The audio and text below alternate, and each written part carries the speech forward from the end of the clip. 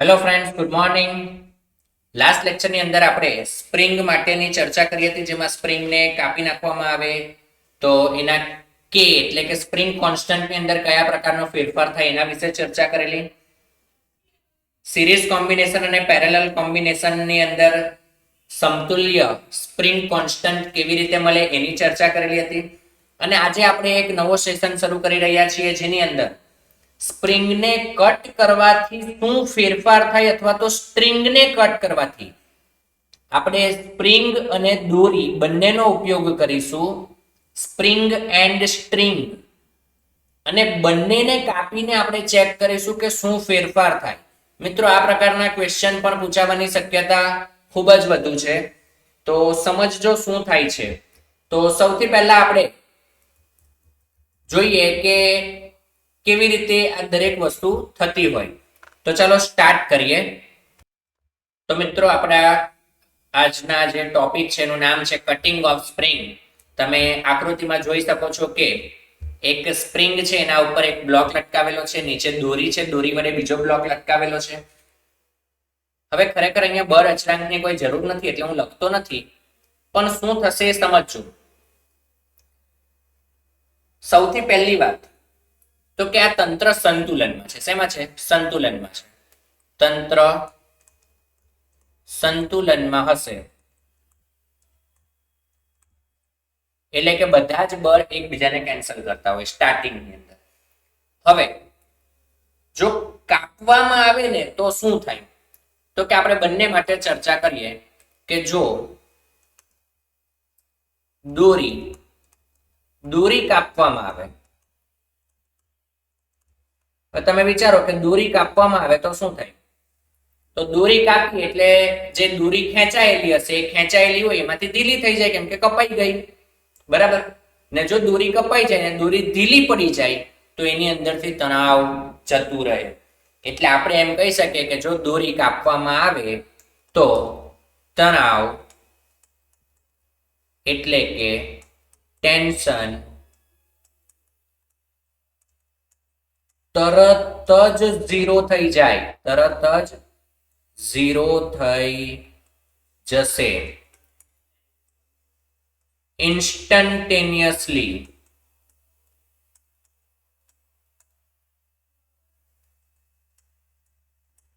ઇન્સ્ટન્ટેનિયસલી શું થઈ જશે? ઝીરો થઈ જશે. ઇન્સ્ટન્ટેનિયસ એટલે તત્કાલીન, તરત જ ઓન ધ સ્પોટ કેવું થઈ જાય? Tension zero. બરાબર. પરંતુ જો આપણે સ્પ્રિંગને કટ કરીએ, જો સ્પ્રિંગ કાપવામાં આવે, મિત્રો આ કેસ અલગ છે. અહીંયા પછી તમારે એમ નહીં વિચારવાનું કે સર અહીંયા પેલો કે બદલાઈ ગયો, તમે કાલના સેશનમાં શીખવાડેલું એવું. તો એવું અહીંયા નથી. બરાબર? અહીંયા આપણે કે નથી શોધવાના. હા, બદલાઈ ચોક્કસ જશે, લંબાઈમાં ફેરફાર થાય એટલે.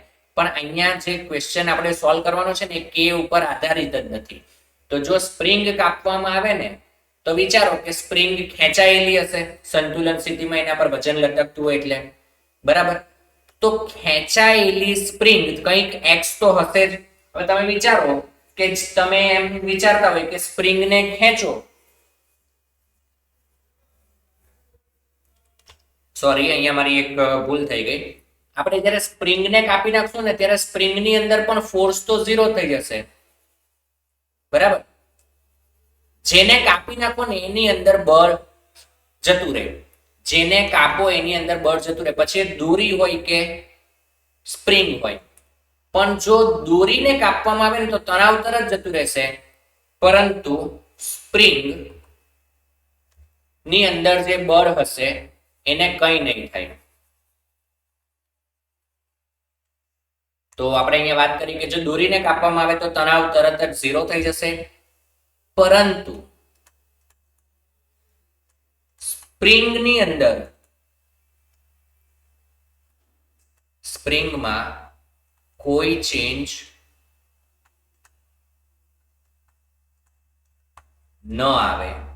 શું કામ ન આવે? તો કે આપણે જે કઈ વાત કરવાના છીએ ને એ ક્યારની વાત કરવાના છીએ?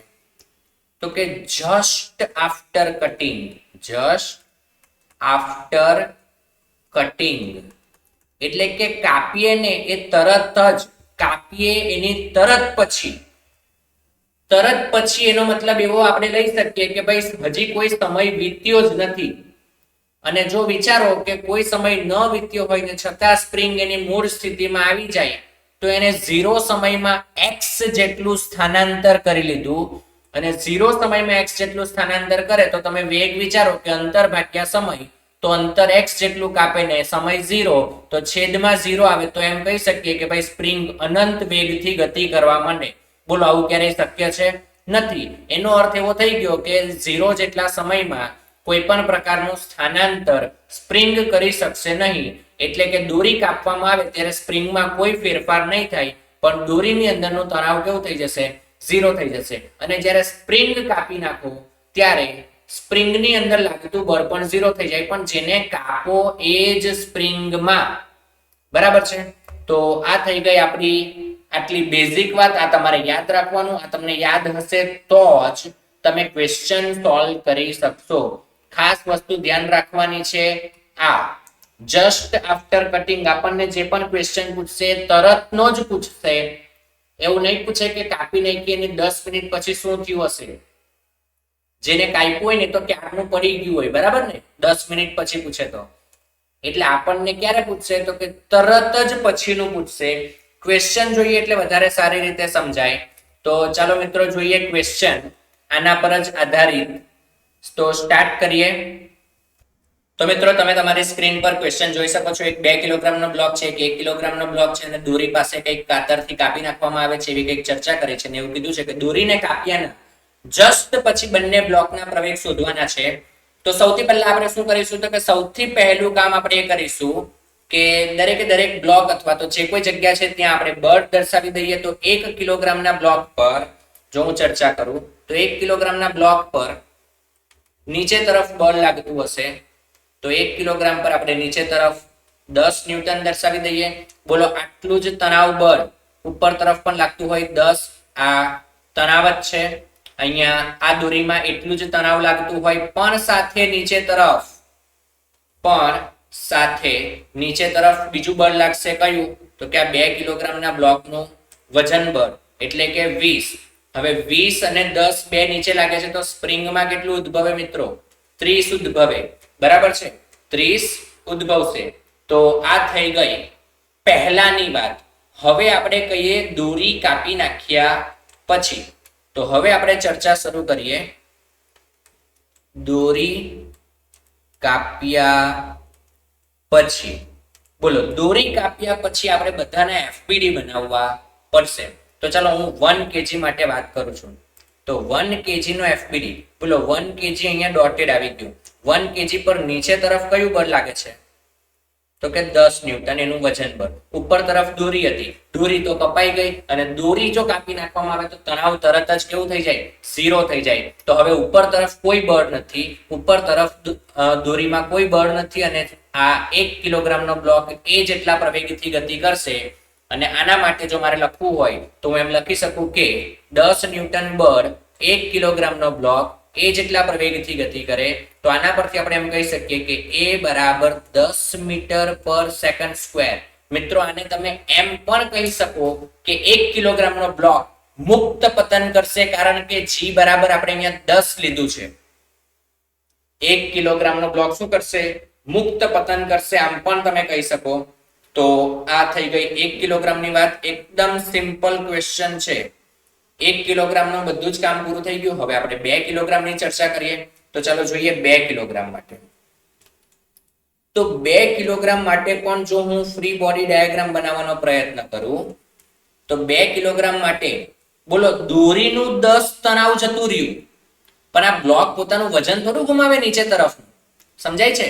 દોરી કાપવાથી દોરીમાં જે 10 તણાવ છે જતું રહ્યું, પણ એ બ્લોકનું જે વજન 20 ન્યૂટન નીચે તરફ લાગે છે તો લાગવાનું જ છે. અને આપણે જાણીએ છીએ કે ઇન્સ્ટન્ટેનિયસલી સ્પ્રિંગની અંદર કોઈ પણ પ્રકારની અસર નોંધાતી નથી. એટલે સ્પ્રિંગમાં હજી પણ કેટલું લાગતું હશે? 30 ન્યૂટન જ લાગતું હશે ઉપર તરફ. સીધી વાત છે કે 30 ઉપર છે, 20 નીચે છે, તો આનો પ્રવેગ ઉપર તરફ જ હોય. તો આને આપણે A1 થી દર્શાવીએ તો આને આપણે A2 કહી દઈએ, બરાબર છે. તો આ થઈ ગયું A1 અને હવે આપણે શોધીએ A2.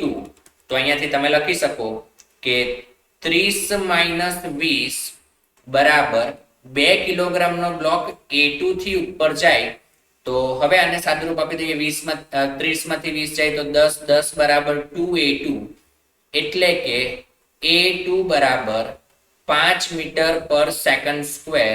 આટલા પ્રવેગથી 2 કિલોગ્રામનો બ્લોક ઉપર તરફ ગતિ કરે. બોલો, એકદમ સિમ્પલ ક્વેશ્ચન છે. આવી જ રીતે ક્વેશ્ચન સોલ્વ કરવાના હોય પણ તમને દોરી કે સ્પ્રિંગ કાપી નાખ્યા પછી બળ દર્શાવતા આવડવા જોઈએ. જે મેં અત્યારે દર્શાવ્યા એવી જ રીતે તમારે પણ દર્શાવવાના થશે. બોલો, ક્લિયર છે દરેકને? ચાલો નેક્સ્ટ ક્વેશ્ચન જોઈએ. તો સ્ક્રીન પર તમે જોઈ શકો છો કે બીજો એક ક્વેશ્ચન આવી ગયો છે. આની અંદર પણ આપણને સેમ વસ્તુ કીધી છે. 5 કિલોગ્રામનો એક બ્લોક છે, 2 કિલોગ્રામનો એક બ્લોક છે, દોરી વડે જોડેલો છે, ઉપર સ્પ્રિંગ છે અને દોરીને આપણે કાપી નાખવાની છે. અને ક્વેશ્ચનમાં કીધું છે દોરી કાપ્યાના જસ્ટ પછી બંને બ્લોકના પ્રવેગ શોધવાના છે. તો સૌથી પહેલા શું કરીએ તો કે દોરી કાપ્યા પહેલાની કન્ડિશનમાં બધા જ બળ દર્શાવી દઈએ. તો 2 કિલોગ્રામનું વજન નીચે તરફ 20, ઉપર એટલું જ તણાવ લાગે દોરીમાં 20, એટલું જ તણાવ અહીંયા નીચે તરફ 20. 5 કિલોગ્રામનો બ્લોક છે એનું પોતાનું વજન બળ નીચે તરફ આવશે 50, અને 50 અને 20 બે નીચે લાગે છે તો સ્પ્રિંગની અંદર ઉદ્ભવશે 70. તો આ થઈ ગયો આપણી પાસે અહીંયા બધા જ બળ. હવે આપણે કામ કરવાનું છે દોરી કાપ્યા પછી. તો દોરી કાપ્યા પછી જોઈએ. દોરી કાપ્યા પછી આપણે 5 કિલોગ્રામના બ્લોકની વાત કરીએ. તો 5 કિલોગ્રામ માટે આપણે ફ્રી બોડી ડાયાગ્રામ બનાવીએ તો જોઈએ કેવું બને છે. તો આ એક ડોટેડ એ 5 કિલોગ્રામ છે. બોલો, દોરી કાપી નાખીએ. આ દોરી કાપી નાખો એટલે તણાવ 20 જતું રહે. ફક્ત 5 કિલોનું વજન લાગશે નીચે તરફ 50. પણ સ્પ્રિંગ તરત જ કોઈક રિએક્શન આપતી નથી એટલે ઉપર તો 70 જ રહેશે. તો ઉપર 70, નીચે 50. એકમ લખી દઈએ ન્યૂટન. સીધી વાત છે કે પ્રવેગ ઉપર તરફ હશે એ જેટલો. તો આના માટે સીધું સમીકરણ લખાય 70 - 50 અને 5 કિલોગ્રામનો બ્લોક છે એ જેટલા પ્રવેગથી ગતિ કરશે. આને આપણે A1 આપી દઈએ. તો 50 - 70 એટલે થઈ જશે 20. 20 બરાબર 5A1. તો A1 ની કિંમત આવી જશે 4 મીટર પર સેકન્ડ સ્ક્વેર ઉપર તરફની દિશામાં. હવે આપણે એવી જ રીતે 2 કિલોગ્રામના બ્લોક માટે ચર્ચા કરીએ. તો 2 કિલોગ્રામના બ્લોક માટે પણ આપણે ફ્રી બોડી ડાયાગ્રામ બનાવીએ. તો પહેલા તો 2 કિલોગ્રામને એક ડોટ લઈ લઈએ જેનું વજન હશે નીચે તરફ 20 ન્યૂટન. ઉપર તરફ દોરી કાપી નાખવામાં આવે એટલે તણાવ જતું રહેશે અને આનો પ્રવેગ નીચે તરફ આવી જશે A2 જેટલો. હવે આના માટે પણ જો આપણે સમીકરણ લખીએ તો કહી શકાય કે 20 બરાબર 2A2.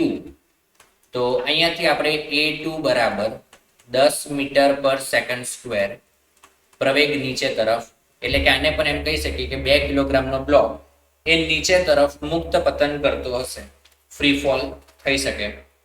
તો આ થઈ ગયો ક્વેશ્ચન, એકદમ ઈઝી છે. ચાલો નેક્સ્ટ ક્વેશ્ચન જોઈએ. ચલો મિત્રો, નેક્સ્ટ ક્વેશ્ચન જોઈએ. હવે આની અંદર આપણે સ્પ્રિંગ નીચે લઈ લીધી છે, દોરી ઉપર લઈ લીધી છે, પણ હજી પણ આપણે કાપીએ તો દોરી જ છીએ, બરાબર. અને આપણને કીધું છે કે બંને બ્લોકના પ્રવેગ શોધો. તો આપણે તો જે મેથડ આવડે છે એને એકને ફોલો કરવાની. શું આવડે છે તો કે સૌથી પહેલા જેટલા બળ લાગતા હોય ને ઓરિજિનલ પોઝિશનમાં કાપ્યા પહેલા એ દર્શાવી દેવાના. એટલે કે 2 કિલોગ્રામ પર નીચે તરફ લાગશે 20 ન્યૂટન. આ 20 ન્યૂટન નીચે લાગે ને એટલું જ લાગે સ્પ્રિંગમાં 20 ન્યૂટન.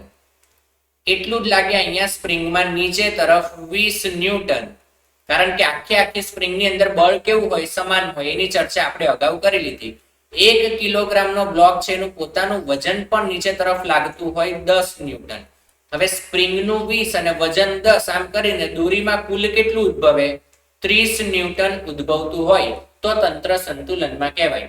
હવે આપણે વાત કરવાની છે દોરી કાપ્યા પછી.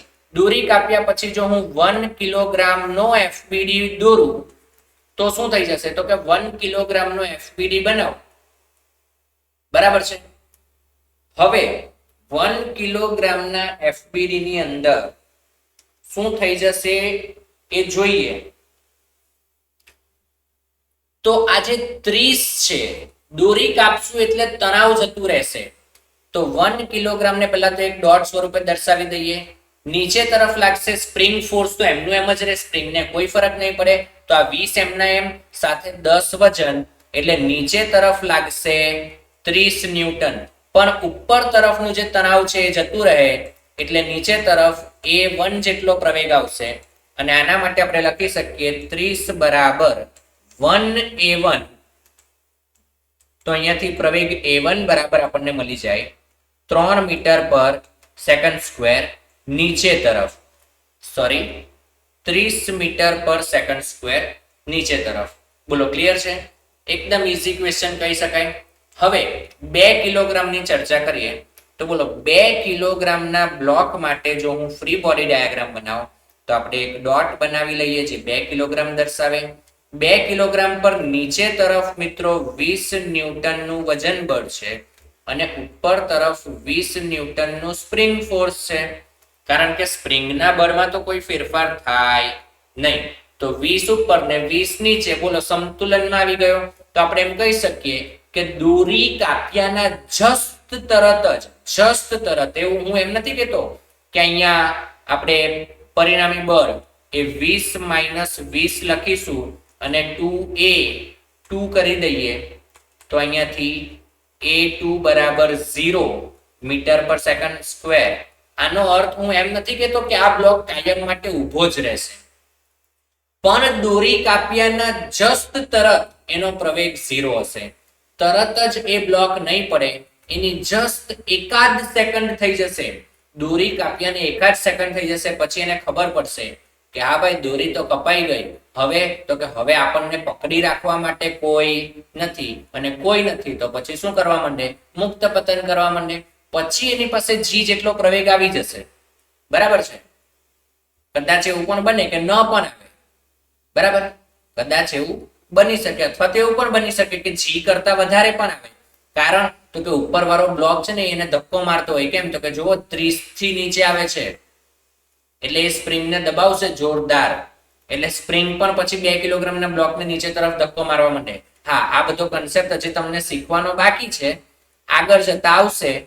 પણ અત્યારે તમે એટલું સમજો કે કાપ્યાના જસ્ટ તરત પછીની ચર્ચા જો આપણે કરીએ ને તો 2 કિલોગ્રામનો બ્લોક સ્થિર હોય છે અને એનો પ્રવેગ પણ કેટલો હશે?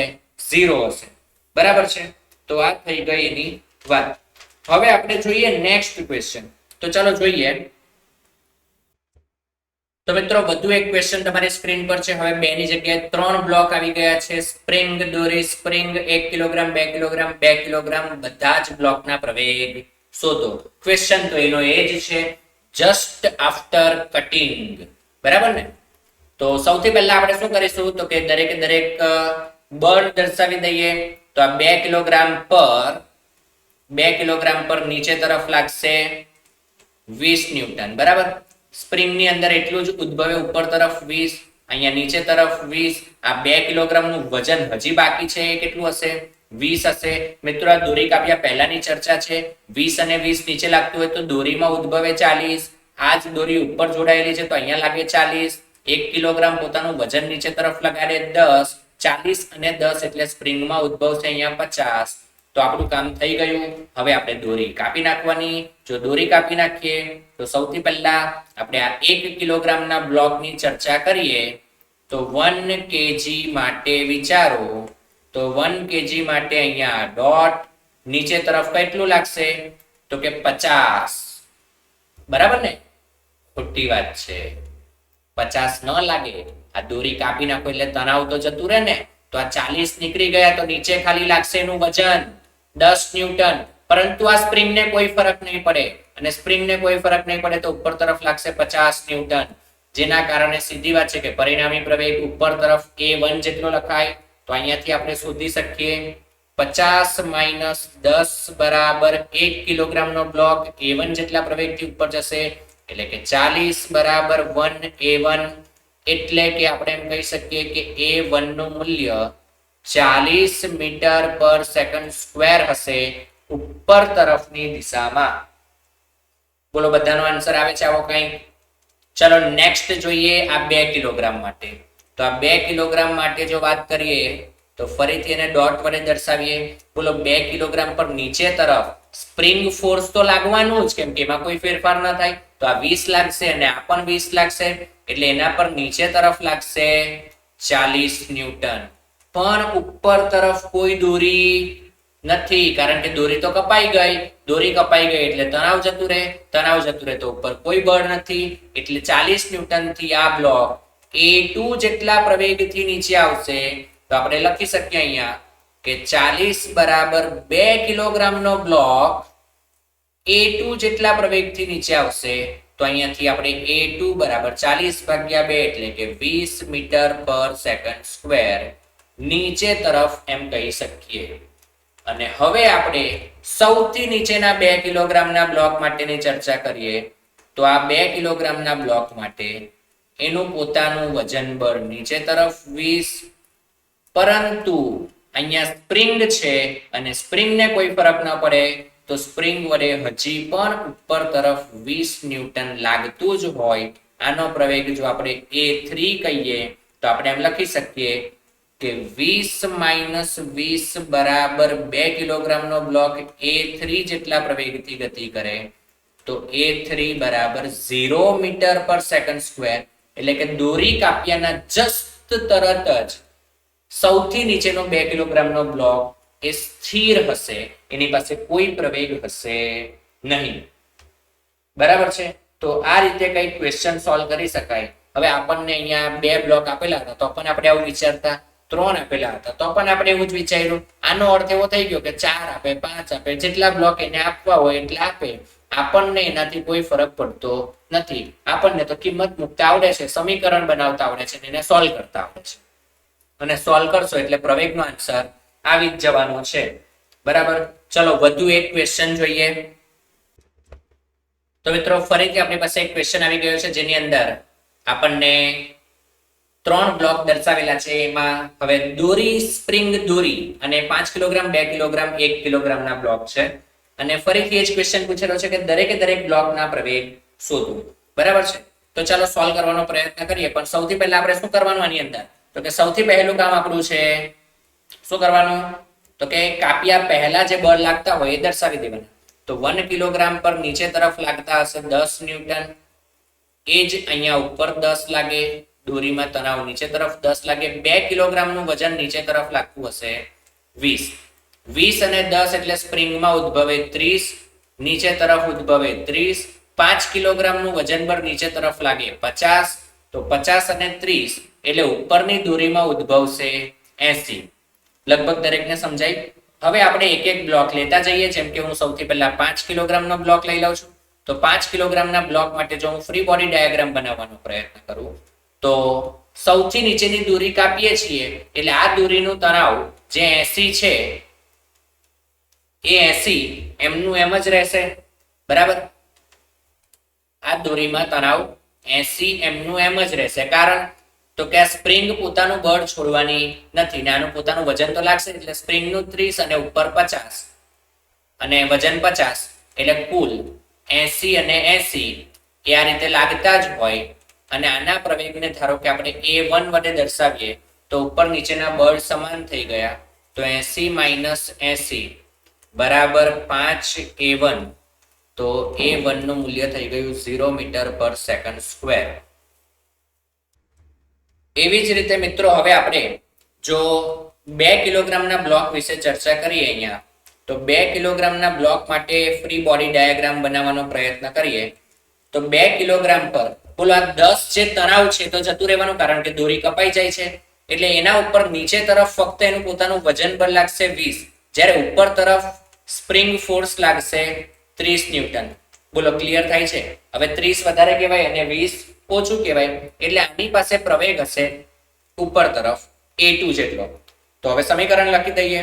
તો 30 - 20 બરાબર 2 કિલોગ્રામનો બ્લોક A2 જેટલા પ્રવેગથી ગતિ કરશે તો 10 બરાબર 2A2 એટલે કે A2 ની કિંમત થઈ ગઈ મિત્રો 5 મીટર પર સેકન્ડ સ્ક્વેર ઉપર તરફની દિશામાં. હવે મિત્રો સૌથી છેલ્લો જે નીચે તરફ 1 કિલોગ્રામનો બ્લોક છે એના માટે ચર્ચા કરીએ તો 1 કિલોગ્રામનો ફ્રી બોડી ડાયાગ્રામ બનાવવાનો પ્રયત્ન કરીએ. તો 1 કિલોગ્રામ નીચે તરફ 10 ન્યૂટન લાગે છે, ઉપર દોરી કપાઈ ગઈ એટલે જે 10 ન્યૂટન તણાવ હતું એ જતું રહ્યું. એટલે હવે આની પાસે એકમાત્ર બળ છે નીચે તરફ જે A3 જેટલો પ્રવેગ આપશે. તો આના માટે આપણે લખી શકીએ કે 10 ન્યૂટન બરાબર 1A3. તો A3 બરાબર 10 મીટર પર સેકન્ડ સ્ક્વેર નીચે તરફ, એટલે કે 1 કિલોગ્રામનો બ્લોક પણ નીચે તરફની દિશામાં મુક્ત પતન કરતો હોય એવું અનુભવાય. બરાબર છે. તો આ રીતે કંઈક આપણે સોલ્વ કરી શકીએ.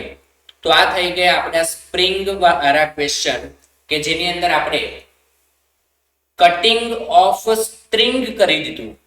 બરાબર. આપણે સ્પ્રિંગ સાથે બ્લોક જોડેલા હતા, દોરીનો પણ ઉપયોગ કરેલો, પણ આ દરેક કિસ્સામાં આપણે હજી સુધી એક પણ વખત સ્પ્રિંગને કાપી નથી. આપણે દરેક વખતે દોરીને જ કાપી છે.